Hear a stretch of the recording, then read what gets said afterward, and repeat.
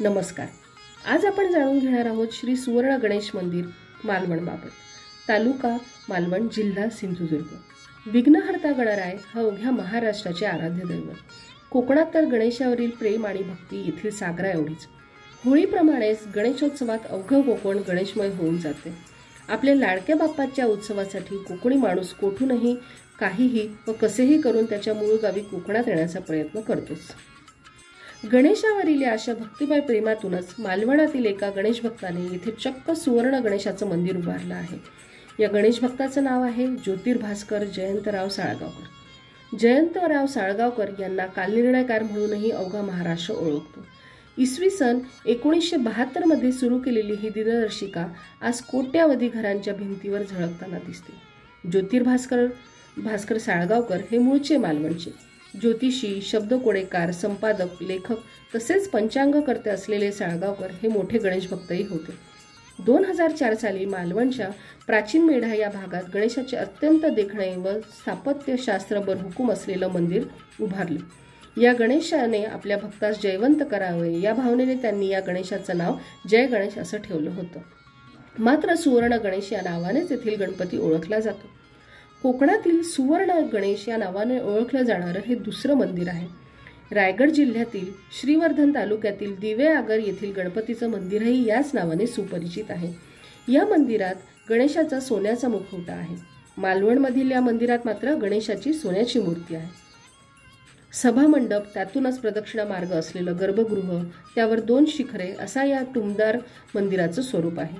मंदिराच्या प्रवेशद्वाराच्या वर आमलक आणि कळस आहे। सभामंडपावर घुमटाकार शिखर व त्यावर चपट्या तबकडीच्या आकाराचा आमलक व कळस आहे। गर्भगृहावरील मुख्य शिखर नागर शैलीतील अर्धोध्वर म्हणजेच वरपर्यंत सरळ आहे, परंतु शीर्षस्थानी आमलकाच्या खाली अचानक आतील बाजूस वळलेलं दिसतं।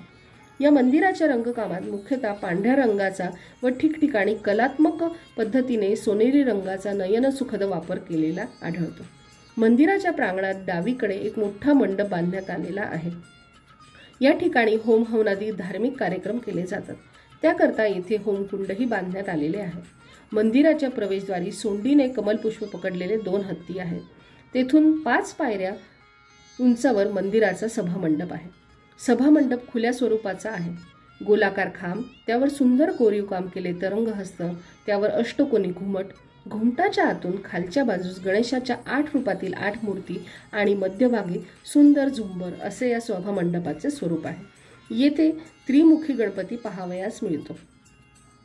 गर्भगृहाच्या दंडगोलाकार द्वार चौकटीलगत चंदेरी रंग दिलेले व सुंदर कोरीव काम केलेले स्तंभ आहेत। त्यावर मयूर तोरण आहे। आत 2 हत्तीच्या मस्तकावर उभारलेल्या गजपीठावर गणरायाची मांडी घालून बसलेली सुंदर मूर्ती विराजमान आहे। सुमारे 1.5 किलो शुद्ध सोन्याचा मुलामा दिलेल्या या मूर्तीच्या दोन्ही बाजूंना रिद्धी आणि सिद्धी आहेत। प्रभावळीच्या दोन्ही बाजूंच्या स्तंभावर गणेश वाहन मूषकाची उभी हातात व्यजन म्हणजेच पंखा धारण केलेली प्रतिमा आहे। गणेशाच्या या मूर्तीसमोर एक छोटी चलमूर्ती प्रतिष्ठापित केलेली आहे। या मंदिरात माघी गणेशोत्सव अत्यंत उत्साहाने व धार्मिक कार्यक्रमांनी साजरा केला जातो। माघी गणेशोत्सवाचा 4था दिवस हा या मंदिराचा वर्धापन दिन म्हणून साजरा केला जातो। सुवर्ण गणेशाच्या मंदिराचं एक वैशिष्ट्य म्हणजे येथे मकर संक्रांतीच्या सकाळी गाभाऱ्यातील सुवर्ण मूर्तीवर थेट सूर्यकिरणे पडतात। तर तुम्हाला कसा वाटला माझा हा व्हिडिओ मला नक्की कमेंट्सद्वारे कळवा आणि माझ्या चॅनलला लाईक करा, सबस्क्राईब करा। धन्यवाद।